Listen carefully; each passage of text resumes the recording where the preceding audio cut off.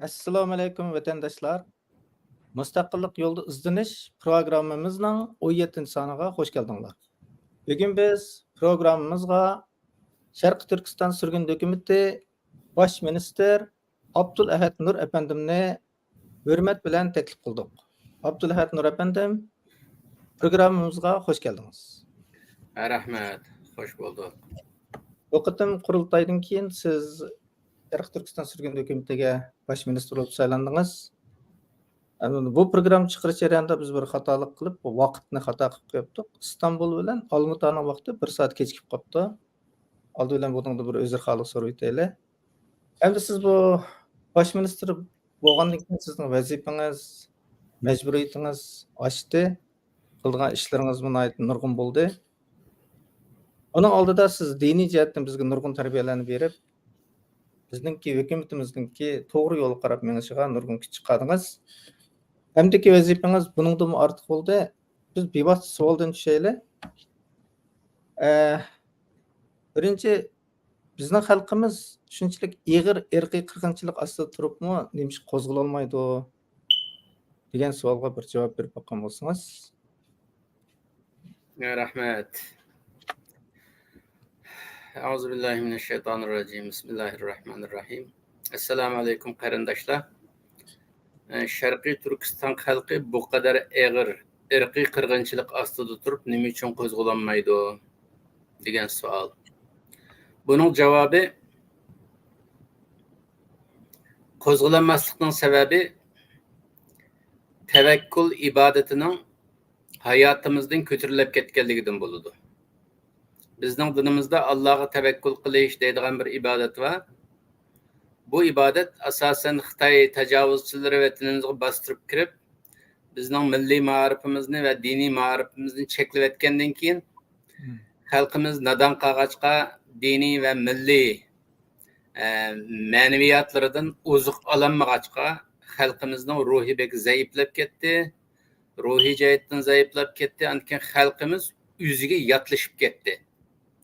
Xitoy xalqimizni ta'til tashviqot o'zining propagandalari bilan o'ziga o'xshatib qo'yg'ili az qo'ydi. Endi bu tavakkul ibodati qanday ibodat degan vaqtda Alloh taolo Qur'oni Karimda har qachon shunday beshiga qiyinchilik kelib, dushman bek cho'ng, mavjud kuchimiz bek az bo'lgan vaqtida Alloh payg'ambarlarga shunday xitob qildi davomli. Bismillahirrohmanirrohim. Fatavakkal alal hayyillezi la yamut. Unda bo'lganda kuching azulab qolsa, dushmaning kuchliq, sen qo'zg'alanmay, hech ish qilolmaydigan bo'lib qolsang, Allohga tavakkul qil. U Alloh andaq bir Allohki al-hayy deydi. Hayy degan hayot, davomli o'lmaydigan, davomli kuch sahibi, hayot bag'ishlaydigan, hayotning manbasi bo'lgan Allohga tavakkul qil deydi.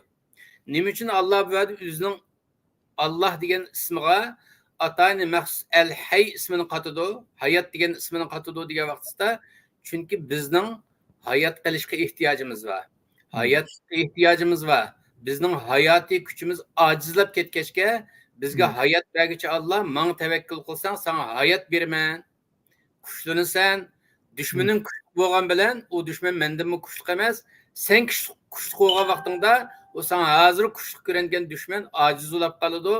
Shunga sen menga tayinishing lozim" degan mazmunda oyat nozil qiladi.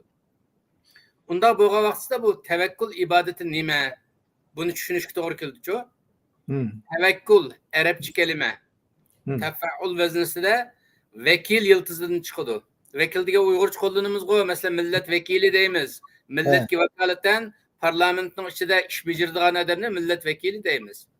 Masalan, advokatni mening vakilim deymiz. Menga vakolatdan ish bajardi, menga vakolatdan so'zlaydi deb advokatni vakilimiz deymiz masalan. Yani bir joyga vakolatdan menga uni qilib qo'ying deb vakolatnoma yozib beramiz. Bizning nomimizni haq ish bajardi. Shu vakil yiltizidan chiqadi tavakkul ibodati. Bu nima degan gap degan vaqtda Alloh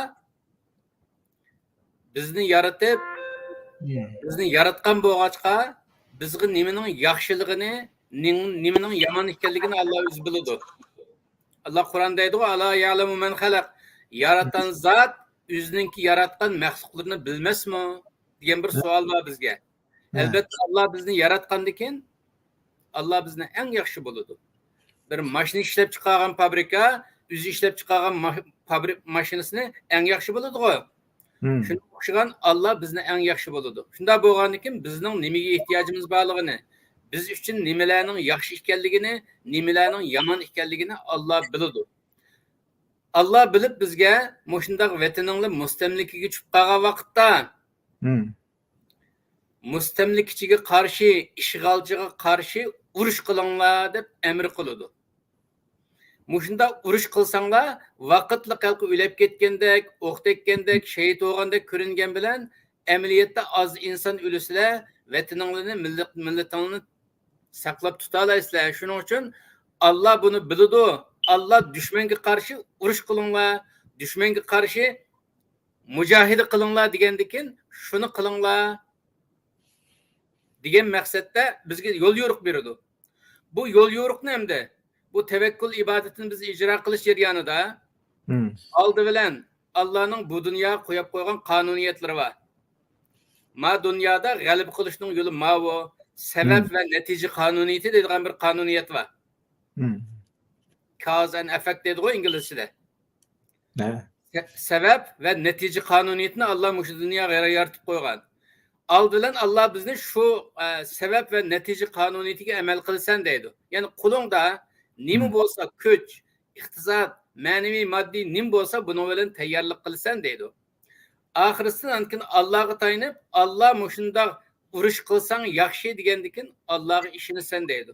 Biz shuni qilaylik da'vatga vaqtimizda, naq shu bosqichga kelgan vaqtda aldığımızdaki düşmanның askarlari bizdan jiq, saqchilari bizdan jiq, iqtisodi bizdan jiq, taraqqiyoti bizdan yuqori, xalqarodagi siyosiy kuchi, diplomatiya kuchi bizdan yuqori. Anda bo'lgandan keyin biz qarab turib ikkilanib qolamiz. Ikkilanib qolib bu bizning kuchimiz manchilik bo'lsa, Xitoyning manchilik bo'lsa qanday qilamiz deb qo'rqimizga. Shu qo'rqqa yerimizda shu tevekkül ibadeti mishadi lozim. Tevekkül ibadetinin biz bir kanıtıda maddi sebepni hazırlaş, manevi sebepni hazırlaş, ikkisi hazırlangandan keyin Allah Xitoyga qarshi urush qilsang to'g'riladi degandan keyin Allohga ishiniblam, Allohga tayiniblam ishimizni boshlasak, qolgan yordam Allohdan keladi. Allah yordam beradigan vaqtda her türlü insonlarning, her türlü davlatlarningki qo'liga yordam beralaydi bizga. Shuning uchun bizda Uyg'urlarda bu tevekkül, Allohga ishinib, Allohning gapiga ishinib yo'lga chiqish ruhi kamchil, yo'qolib ketganlik. Bunda bo'lishning sababi nima? Nima uchun bizda tevekkül ibadati yo'qolib ketdi? Chunki tevekkül qilish uchun inson iymonga muhtoj bo'ladi. İman degan Allohga bo'lgan ishonch degan gap. Tevekkül qilay desa Allah'a bo'lgan ishonchimiz kamchiladi. Nima uchun? Chunki biz ishg'oliyat tarixida Allohni taniyolmadik. Bizning ma'rifimizdan Allah qo'g'lab chiqarildi. Allah bizga yo'q deb o'rgatildi. Islomni zahar, bir apyun deb o'rgatildi. Bizning mingimiz juyvitildi. Juyvitilgandan keyin bizning kallamiz, balki biz boshqa millat bo'lsaqmi Xitoydan örf adetimiz hemmimiz farklı olsunmu ruhi jihatdan, ma'naviy jihatdan Xitoy bilan o'xshash bo'lib qoldik dinsizlikda. Shunday bo'lgandan keyin u yerda tevekkül qiladigan yerda bizga kerak bo'lgan iymon yo'q bo'lib qolgan. Biz markada musulmon markalik millat biz, musulmon millat. O'zimizni musulmon deb chaqlaymiz. Ammo mavu Xitoyga qarshi urush qiladigan yerga kelgandilar, bilimiz bo'shab ketadi. Bu imanımızın zayıflığıdan yoki yo'qligidan bo'layotgan ish. Shunda bo'lgandan keyin tevekkül ibadeti joyida chiqmaydi. Shuning uchun mushunchalar og'ir oqibatga qilyapsakmi? Hech ish qilinmay yurishimizning sababi asosan shu Allohga bo'lgan ishonch, Allohga bo'lgan tevekkül bizda bo'lmag'achqa. Allah mening vakilim, men uchun Allah nima degan bo'lsa shu hisob deb yo'lga chiqmay, o'zimizningki shaxsiy hisoblarimiz bilan, Vesvese şeytanның vesveselері bilen, Xitayның fitne fasatlары bilen meşgululap, qo'rqab o'tirib qalıqlıq. Şunun için buludu. Bunu hem de düzeltiş için qanday qilish kerak degan vaqtda xalqimizni o'z asliga bog'lash lazım. Aslimiz ne deydi bizning? Biz musulmongo, Xitoy musulmon emas. Unda bo'lgankin biz shu musulmonchilikqa qaytsak, o'zimizning islomiyatimizga qaytsak, islom yo'li bilan iymon keladi, iymon kuchi bilan tavakkul qiladigan bo'lamiz. Tavakkul qobiliyati bilan ankin har qanday eg'irlik, har qanday problemlarning ustidan g'alaba qilib aşkın bir ruh bilan davom qila oladigan holga kelamiz. Rahmat. Bizningki Allohga bo'lgan ishonchimiz suslab qolgani, iymonimizni suslab qolgani va tavakkul ibodatining yo'qolib ketganidan mushkini qoldik dedingiz. Endi xalqimiz nima uchun Sharqiy Turkiston Cumhuriyeti sürgün hukumatini umumiylik e'tirof qilmaydi va nima uchun mushundaq bir hukumatga ehtiyoji borligini his qilmaydi deganga bir javob bering. Aslida xalqimiz mushundaq bir Sharqiy Turkiston sürgün hukumatidek bir hukumatning bo'lishini orzu qiladi. Xalqimiz mushundaq hukumatimiz bo'lsa ekan deb orzu qiladi. Ammo xalqimizning kallasidagi hukumat bilan ma o'ttirdi bo'lgan hukumat orasida bekchiq farq bor. Masalan, xalqimiz millatimni suyman deymiz. Millatimni yaxshi ko'rma, men degan Uyg'ur millatiga xizmat qilaman deymiz. Shundoq deb turg'uliq atrofimizdagi Uyg'urlar bilan petishmaymiz. Nima uchun? Bizning kallamizdagi men xizmat qilaman deyotgan sivil, ma'sum Uyg'ur ma ko'z oldimizdagi atrofimizda yashayotgan sivil Uyg'urga o'xshamaydi. Oldimizga Uyg'urning nurg'un ayblari bor, nurg'un biz biladigan ayblari bor. Shundoq bo'lg'achqa kallamizdagi Uyg'ur bilan ma reallikdagi Uyg'ur o'xshamag'achqa Uyg'urga xizmat qilaman deb turib Uyg'urlar urush o'ynagandek kallamizdagi hukumat bilan ma reallik hukumatning o'rtasida farq bor. Kallamizdagi hukumat nima? Hukumat deganning askar bo'lish kerak, hukumat deganning saqchilar bo'lish kerak, hukumat deganning zimin bo'lish kerak, butun intizom, muntazam qo'shinlar bo'lish kerak deydigan bir normal mavjud hukumatning tasavvuri kallamizda bor. Ammo bizning hukumat vatanning ichida qurilish ehtimoli bo'lmag'achqa va unda bir sharoit bo'lmag'achqa chet elda qurildi. Chet elda qurilgandan keyin bu chet elda yana sizlar biz biladigan o'zaro sizlar bizga o'xshash Uyg'urlik qo'ydi. Unda bo'lgandan keyin hukumatning rahbarlari alohida halqa kallamizdagi, xiyolimizdagi alohida insonlar bo'lishi kerak deb qaraymiz, ammo amaliyotda sizlar biz biladigan falani, Mehmet, Samet degandek normal insonlar hukumatning boshiga chiqqachqa bu kalladagi farqdan kelib chiqadi bu bir. İkinci abiya degan shu halqa iymon problemi bilan xalqimizda halqa o'zini kichik ko'radigan bir kasallik yuqib qoldi xalqimizda. O'ziga ishonmaydigan, o'zini kichik ko'radigan. Bu Xitoyning zaharxandiligi bilan bizga psixik jihatdan o'ziga ishonmaslik, o'zini kichik ko'rish psixik kasali yuqib qoldi. Buni inglizcha nima deydi? Lack of self confidence yoki self reliance. O'ziga ishonmaslikning kamligi. Endi xalqimizda ashunday o'zimizga ishonmaydigan ashunday bir kasallik bor. Endi bu kasallikni qanday qilib tushuntiramiz degan vaqtda Abraham Lincoln var Amerikada. 1863 yılı 1. ayının 1. günü bütün Amerika'daki qullarni azat qilib etiklik. Hamma qullar azat debese qulluq künep ketgan xalq nima dedi? Qarish chiqdi. Biz qanday jon boqamiz dedi. Shunga o'xshagan xalqimizdimi? Halqa bizda hukumat bo'ladi desa, beshnimiz bo'lmasa bizda qanday hukumat bo'ladi? Ash qulluqqa qarshi chiqqandeklar azatlıqqa, qullar azatlıqqa qarshi chiqqandek bizning millatimizmi o'ziga ishonmagachga, o'zini bek kichik ko'rgachga bizda qanday hukumat bo'ladi? Yoki hukumat bo'lish tegishlik degan taqdirdimi? Va ish odamlar qanday hukumat bo'ladi deb o'zimizning ichidan chiqqanlarni bir yaratmaslik bor. Masalan, bazı şahsı oynanıp kalıma. Muş Hmm. bazı hakkının muş yaratmaslıkı hakkık mı do? Mesela iş insanlar hükümet beşiğe çıksa bunu kanda oludu dep yaratmaydı. Yaratmaslıkta hakkık tarafı bağımı dep oynanıp kalıma. Hmm. Oylansam mesela tallap ekilip bakaylı. Kim ne ekiliyle hükümetinin beşiğe? Mesela Xitayda okugan insanlar oludu mesela. Bizde milli ma'arif bomboğaçka. Bizning o'qishimiz butunlay Xitoyning qo'li bilan bo'ladi go. Masalan, oliy maktab o'qidi deyli, oliy maktabdan keyin berib ishkirlarda Xitoyninki universitetlarini tugatdi deyli. Bu o'qishlarning hammasi Xitoyning qo'li bilan o'qigan o'qishlardi bu. Bu yerda Xitoy bizga milliy ma'arif bo'yicha bir ruh bermaydi.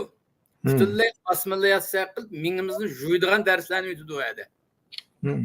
Unda bo'lgandan keyin Xitoyning qo'lida o'qigan xalqimizmi har qancha ziyoli bo'lib ketsin, Xitoyning ming juyish ta'siriga uchramay qolmaydi. Yolg'onmi ya? To'g'ri, to'g'ri. Xitoyda o'qigandan keyin Xitoyning ming juyish ta'siriga uchraydi. Buni endi bizning dinimizda men yangidan tug'ilgan bolani cho'ng vaqt hech kimning ta'siriga uchramasa, milliy ma'rifni olmasa, uning ismini bizning dinimizda ummiy deb ataydi. Payg'ambar alayhisalom ummiydi. Anasidan tug'ildi, ta 40 yoshgacha hech kimdan dars yapmaqmidi, hech kimda o'qib baqmadi. Shu anasidan tug'ilma shaklda bo'lg'achqa, yot millatning ta'siriga uchramag'achqa Payg'ambar alayhisalomni ummiy deb ataydi.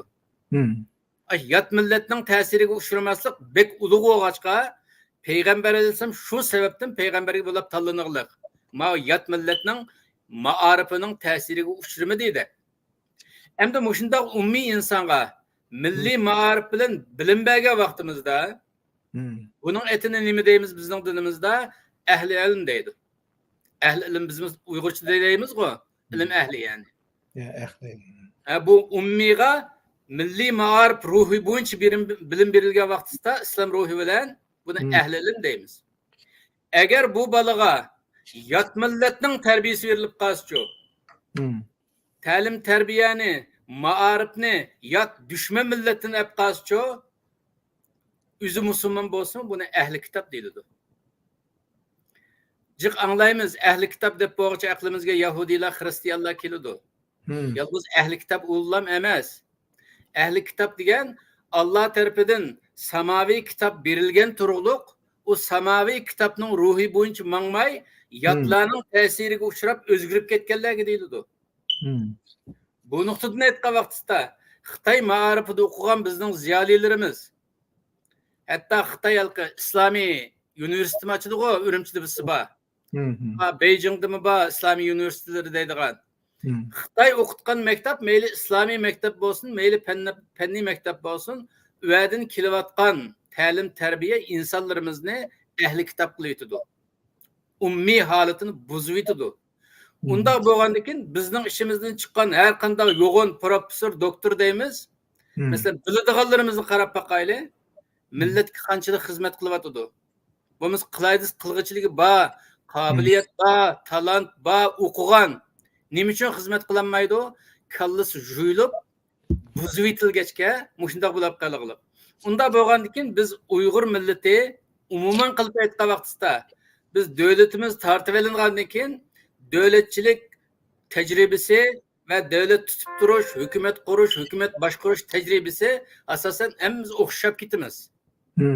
O'xshab ketgandan keyin, voy mushu odamni hukumatning beshiga chiqyapti, mushuni hukumat deymanmi, mushuni rahbar deymanmi deyish mantiqsiz. Shuning uchun ko'ngilda o'zining talanti bor, ko'ngilda hukumat yaratmaydigan qarindoshlar qanday qilish kerak? Oldi bilan kelib, xizmat qilishni o'rgatib qo'ysa bo'ladi. Ummakasini xizmat qilishni o'rgatib qo'ysin, bu ummakasini butun talantimizni, qobiliyatini bir joyga ekilib xizmat qilayli, hukumat kuchlansin, u kuchli hukumat anikin bizning tasavvurimizdagi bizga yaraydigan hukumatga o zaman aylanadi. Biz mana bu uzun zaman osmonda bo'lib ketgan bir millat. Halimiz bu shu endi bu millat degan xamini jug'urib lag'minga qamlashmay qolib qolsin, nayib bitay degandek jug'urib millatni boshqa bir yerga aylantirib bo'lmaydi. Birimiz muşu. Bunu aylandırış için 30 yıl, 40 yıl, 50 yıl milli mağarip gitdi bununla. Onun için halkımızdan ki bu sualını uzaltıp etip kaldım. Halkımız demiş ki itiraf kılmaydı digini sualga halkımız itiraf kılmasının sebebi akıllıst hükümet bilen reallık hükümetle otursa maslaştırıp bulanmay, ezim kılıp bulanmaydı bir. İkinci anındaki üzünü küçük gögeçke bu chet elde kadar hükümet oldu, hükümet olsun nimi yaraydı o deyip yüzümüzün yaramaz ve küçük gögellikti lan buludu. Bu dinimiz noktasının hata, din noktasının da hata.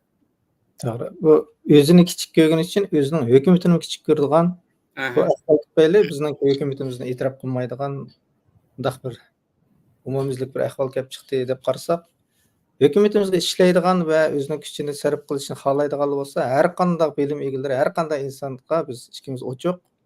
Hamda siz bu qatim bosh ministr bo'lib saylandingiz. Hamda bu bosh ministr bo'lish sifatingiz bilan oldimizgi 4 yilda nimalarni qilay deysiz? Bu bir cho'ng savol bo'ldi. Tehi saylim yangi bitti. Yakında şu kabinet kurup çıktık. Kabinetimizde 6 ministerlik var. 6 ministerlik ne de üteymiş hadi. Biri Taşkı İşler Ministerlikimiz. İki İşler Ministerliki. Maliye Ministerliki. Futur Alakı Ministerliki.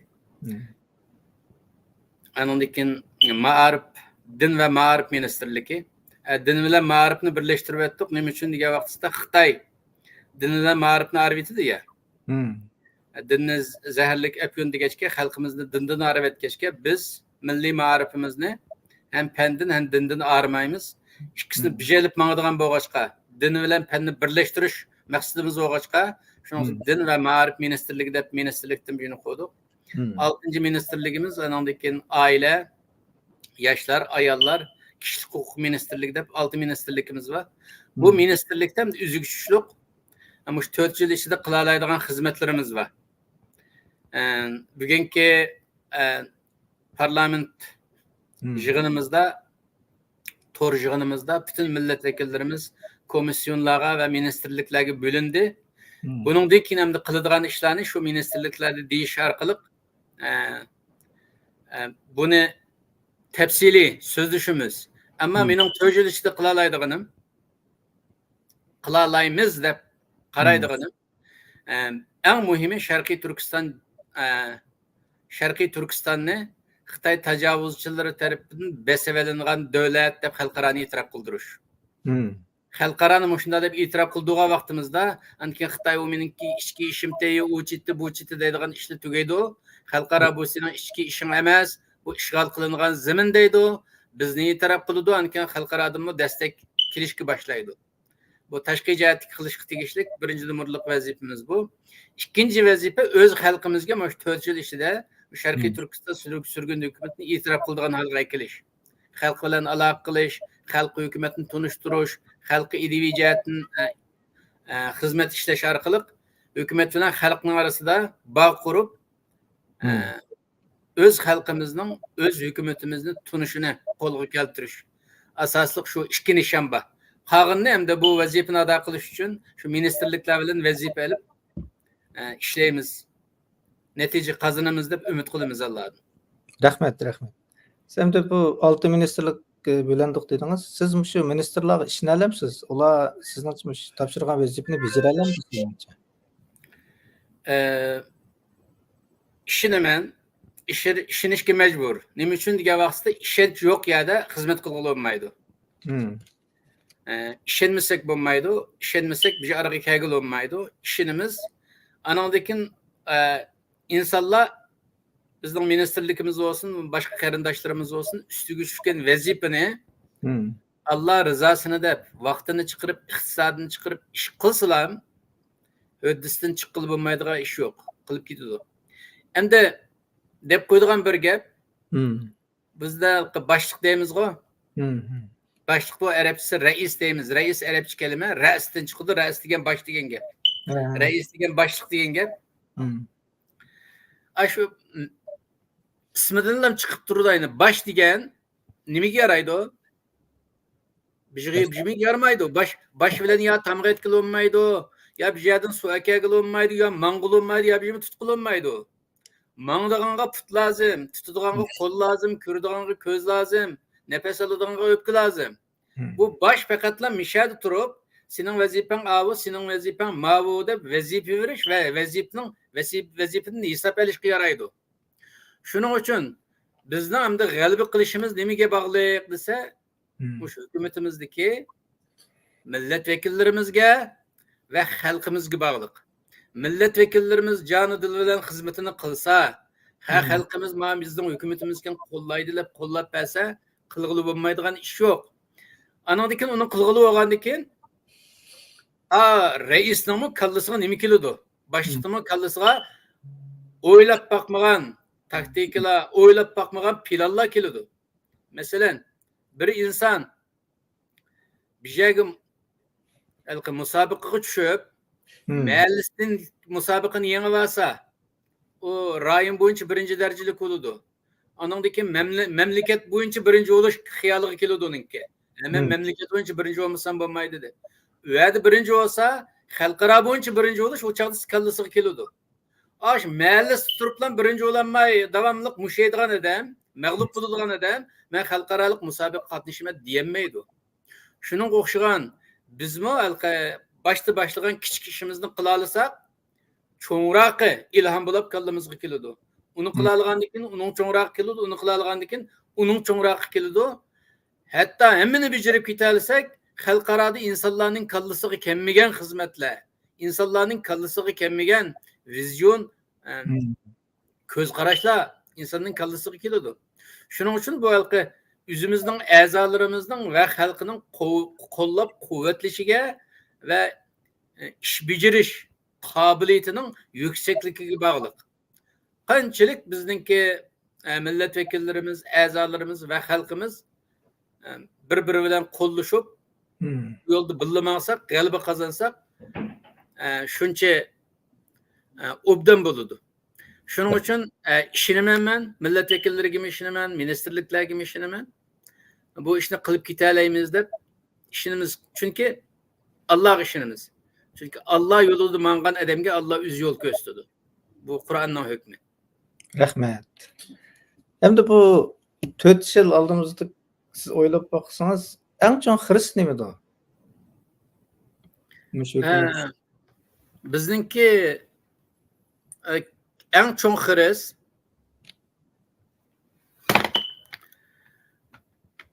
bu şu milletimizningki Xitoy tarafidan yuqtirib qo'yilgan ma'naviy kasalliklarimiz var. Uningdan sirt Xitoy tarafidan bizga tengilgan ma'naviy kasalliklar var. Masalan, eng chong xirist nadonlik. Bizning millat bo'lmiz ko'ngli yumshoq, shunchaq mehribon, bijadi kimning beshiga bijim kepos, ko'zlaridan taramlab yosh oqadigan qalbi yumshoq bir millat. Oq ko'ngil millat. Shundoq bo'lishiga qaramay, biz Xitoy tajovuzchilari bizdan milliy ma'rifni, diniy ma'rifni ilib olg'achqa, biz nadon qolg'achqa, real dunyodan ayrib etildik.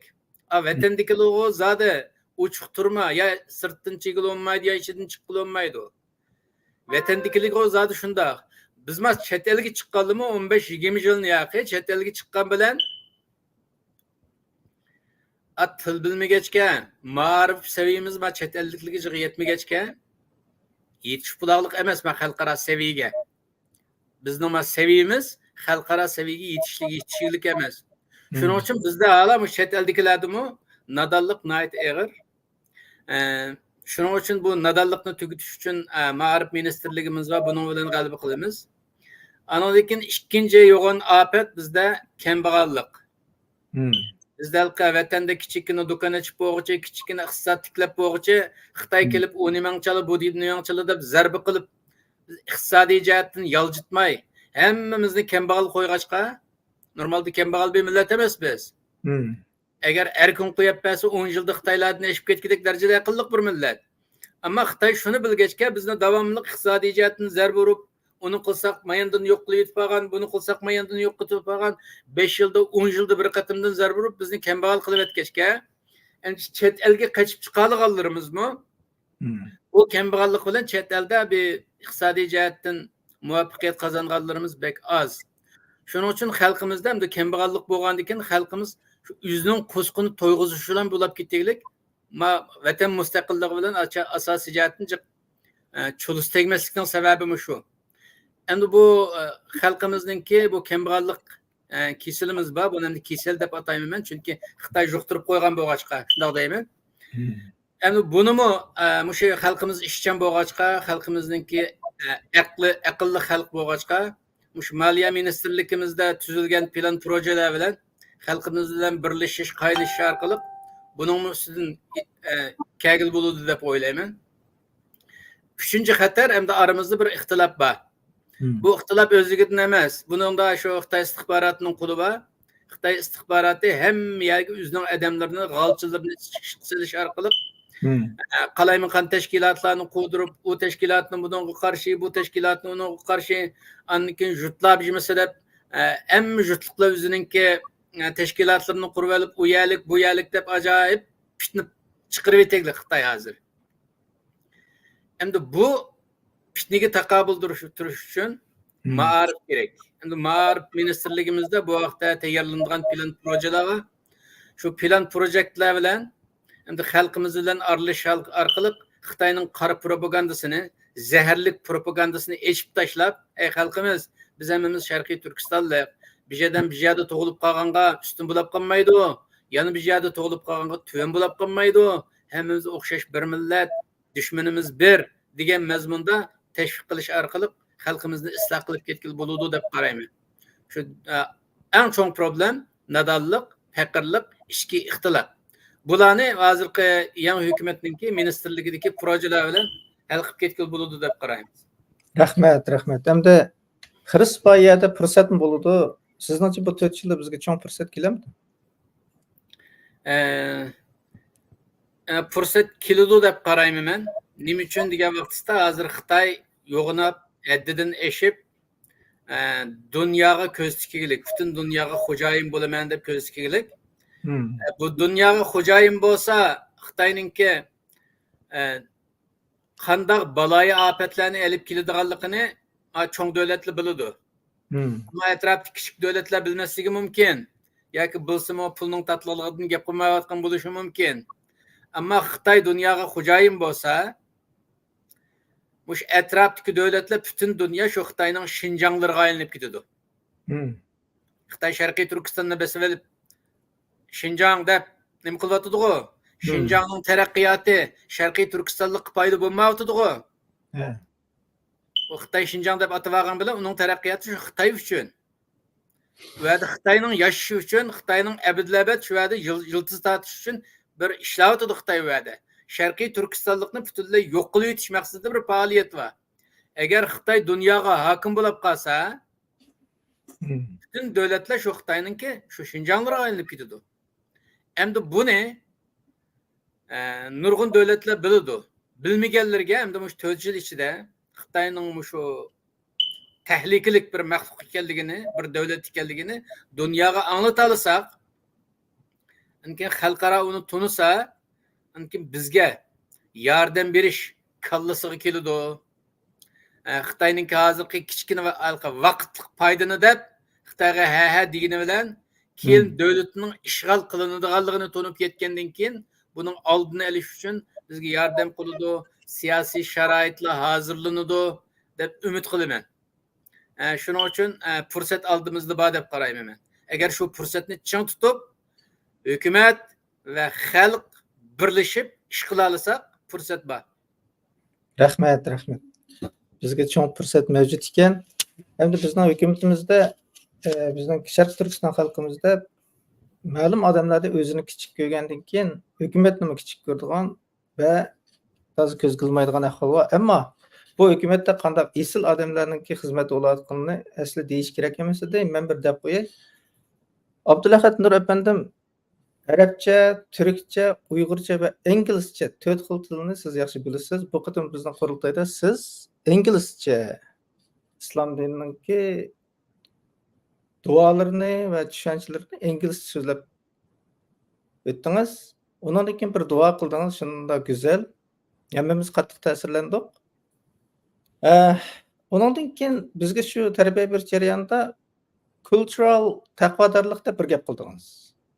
Bu gapga biz nihoyat qiziqdik. Shu chog'da hozir ko'pdir tushundirgan bo'ldingiz. Mush programmada bu cultural taqvodorlik degan gapni bir tushuntirib bera olamsiz? Rahmat. Asli uni men qo'ygan bir at. Dinimizda kültürel taqvolik deydigan bir gap yo'q. Asli taqvolik haqiqiy taqvolik bo'lsa taqvolik bo'ladi. O haqiqiy taqvolik bo'lmay, taqvo ko'rinishdagi taqvolik bo'lsa, uning atini riyokorlik yoki munofiqlik deyiladi bizning dinimizda. Dinimizdagi ismi munofiqlik yoki riyokorlik. Uni men endi unda qattiq deysek, ba'zi insonlarimizga haqiqatan deb kültürel taqvolik dedim. Endi kültürel taqvolik bilan haqiqiy islomiy taqvolik qanday bo'ladi desa, endi taqvo degan kelimaninki nima ekanligini tushunishga to'g'ri keladi. Taqvo kelimasi arabchadagi vaqiya degan bir fe'l var, shu yiltizdan keladi. Vaqiya degan mahbubning g'azabidan saqlanish uchun mahbubni yoki ma'shuqni xaf qilmaslik uchun uning yomon ko'radigan ishlaridan uzoq turganligini ismini taqvolik deyildi asli. Lug'atdagi ma'nosi bu. Endi bizning islomdagi ma'nosi biz musulmonlarningki hedefimiz, nishonimiz, mahbubimiz Alloh'u. Dünyada yashagan vaqtimizda biz shu Allohni rozi qila olsak bo'ldi deb yashaymiz. Allohni rozi qila olsak, bizning dunyoda g'alaba qilganimiz shu, oxiratda g'alaba qilganimiz shu. Biz musulmonlar faqatlam bir dunyolik hayvonlardek bu dunyoga yashag'li kelgan insonlar deb qaramaymiz o'zimizni. Biz bu dunyoga imtihon uchun keldik.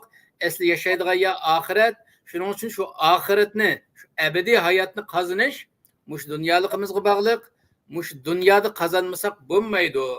Shuning uchun mush dunyoda qozonish bek muhim bo'lg'achqa, bizning hayotimizga Xitoy tajovuzchilik malullar aralashib olsa, dinimizni cheklaydi, hammamizni cheklaydi.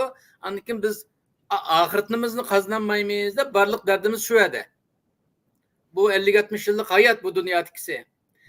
Bu dunyoda vatanni qo'g'dashning farzligimi, dinimizni qo'g'dash bilan o'xshash darajada bo'lishning sababi, vatanni qo'g'dash bilan dinni qo'g'dashning o'xshash saviyada farz bo'lishining sababi, din bizni yo'lga boshlab jannatga olib borgandek, vatan bizning kishilik huquqlarimizni, insonning huquqlarimizni qo'g'dab jannat qozonishimizga sabab bo'ladigan bir qalqon vatan. Shuning uchun biz endi vatanni mudofaa qilish farz deymiz. Shuning uchun bizningki taqvolik engimizda mushu dunyoda mush vatanni qo'g'dayolmay qolib qolsak, dinimizni qo'g'dayolmaymiz, o'zimizni qo'g'dayolmaymiz, buni qo'g'dayolmay qolib qolsak, Alloh xafa bo'lib qoladi. Alloh xafa bo'lib qolgandan keyin bizning oxiratligimiz barbod bo'lib ketadi deb shu qo'rqinch bilan vatan uchun xizmat qilamiz deyishmi? Shu bir taqvolik. Vatanni ozod qilamiz, mustaqilligini asliga keltirishimizmi deganmi? Shu taqvolikning nuqtasidan. Hatto namoz o'qishlarimiz, namozning ichidagi sunnat, zikr, tasbihlar, hatto soqol qo'yashlarimizdan tortib kiyimlarimizni islomiy kiyishning hammasi shu taqvolikning ichiga kirib ketadi. Endi normal bir iymoni bor odam, masalan, kiyim-kechakka diqqat qilgan bir taqvo odam, siyosatdagi kamchiliklarimizga diqqat qilmasa, tushunigili bo'lmaydi. Masalan, nurg'un odamlar bor. Xotin qizlarimizningki yog'liq sanmasligini bahona qilib, tillab qo'yamiz ularni. Nima shunday qilmaysan, bunday qilmaysan deb. Unda uni yaxshi niyat bilan tilladi, o'zining taqvoligi bilan tilladi desak, o tillagan odamning nurg'unlari siyosiy masalaga kelganda, vatan masalasiga kelgan vaqtda o siyosatga aralashmaymiz biz. Biz degan unday ishlarga aralashmaymiz. Siyosat degan maydonda deb uzoq turib oladi. Bu nuqtadan avlininki halqa kiyim-kechakka gap qilgan, saqalliga gap qilgan jihatga taqvoliqdan shubhalanamiz.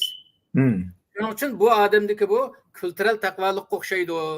Haqiqiy taqvolik emas deb qaraymiz. Nima uchun degan vaqtda Normal sağlam bir adamning bak qo'lini kessam u og'riydi. Putini kessam og'riydi, beshini kessam og'riydi, dumbisini kessam og'riydi. Bedenning nerigini zarar versa, u yerdan og'riq his qiladi. Ammo pali julab qolgan odamlardachu saq ishlaydigan yerni kessa og'riydi, pali julab qolgan yerini kessa og'rimaydi. Shuning uchun bu taqvoliqdimi? Kiyim kechak kiyganda taqvosan, saqal burut kiyganda taqvosan, anandaki namozga kelganda namozdan keyingi zikri tasbihlarda taqvosan, ammo Sharqiy Turkistondagi yo'g'on bir vatan 40 milyon deymiz hozir. Normalda 80 milyon, 100 milyon bo'lish kerak bo'lgan bir nüfusni hozir butun irqiy qirg'inchilikni hisoblab chiqarib etib, biz 40 milyon davlatimiz.